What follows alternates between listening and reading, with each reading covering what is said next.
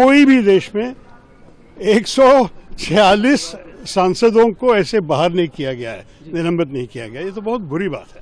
और बात यह है कि हमारे देश में ये सब चल रहा है और लोग को जानना चाहिए कि हमारे लोकतंत्र खतरे में है।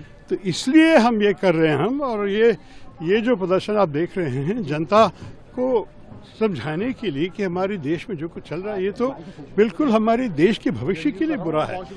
प्रगतिशील राष्ट्रवादी संगठन है, उनको सबको इकट्ठे होकर इस चीज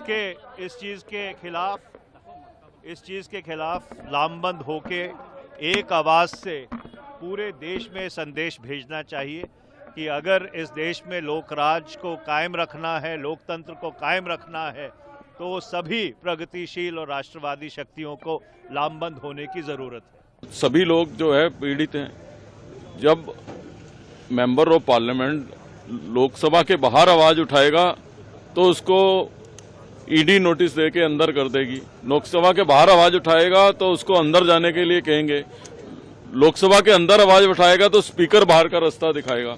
तो लोकतंत्र में आवाज उठाएं तो कहाँ उठाएं? फिर ठीक बोल सकते हैं सस्पेंड करें, बट 140 150 के करीब एमपी को अगर आप सस्पेंड कर रहे हैं तो इसका मतलब है कि डेमोक्रेसी नहीं है। तो ये मैसेज तो पब्लिक को जाना चाहिए, मालूम होना चाहिए, क्योंकि पार्लियामेंट में अगर आप पूरे एमपी को ही बाहर निकालेंगे तो फिर पार्लियामेंट चलेगा कैसा? कितने सांसद कभी निलंबित किए गए हैं और कारण क्या रहा? कारण यह है कि हम चाहते थे कि जिस प्रकार से सदन में 2 लोग घुसे, स्मोक बॉम्ब डाला,